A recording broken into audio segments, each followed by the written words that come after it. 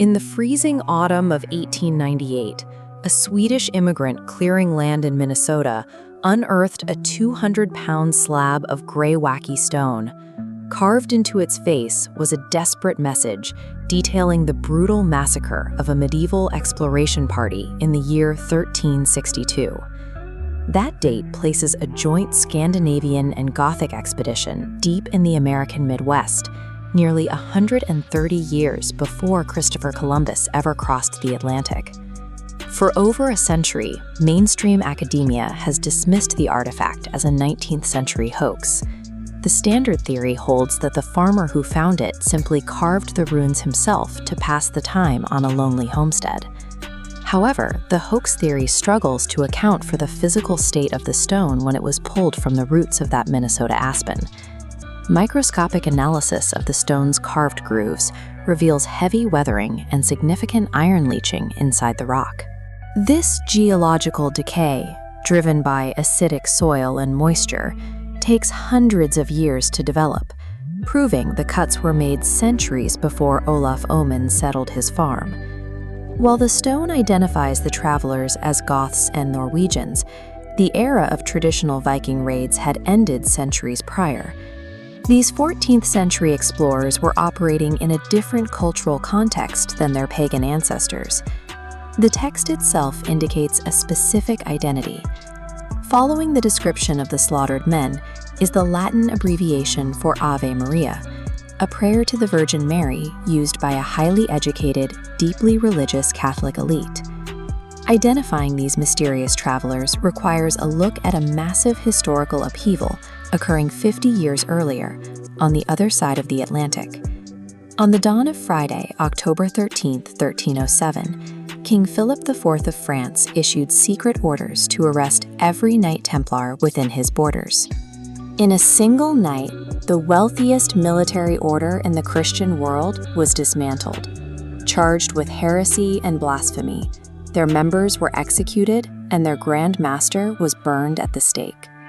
But the French crown failed to capture the order's most critical asset, the massive Templar fleet anchored at the port of La Rochelle. Under the cover of darkness on the night of the arrests, the entire fleet quietly slipped out of the harbor. They vanished from all European historical records forever. This purge forced these monastic knights to become stateless fugitives, fleeing the Roman Inquisition with their wealth and relics in a desperate search for a secure haven. Researchers suggest a portion of that fleet fled to Scotland, finding refuge with the Sinclair clan of Orkney. The Sinclairs were of Norse descent, possessing the maritime connections and navigation skills required to guide the Templars across the North Atlantic toward the American coast. On the shores of Rhode Island stands the Newport Tower. While mainstream historians identify it as a 17th century colonial windmill, structural engineers note several architectural anomalies that challenge that classification. The tower is built on 8 Romanesque arches, forming a circular arcade.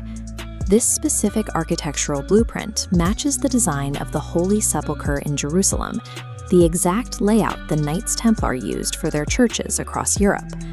The structure also functions as a medieval solar observatory, with windows aligned to track specific astronomical events like the winter solstice.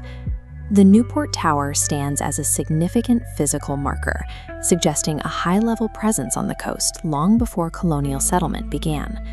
This visual shows the hooked X cipher, a symbol found on several stone monuments along the New England coast.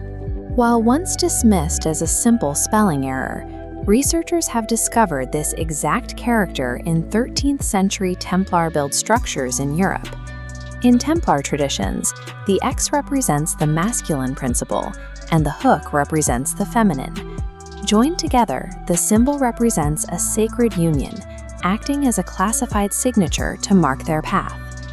To reach the center of the continent, the fleet likely bypassed the guarded Atlantic coast by sailing north through Hudson Bay.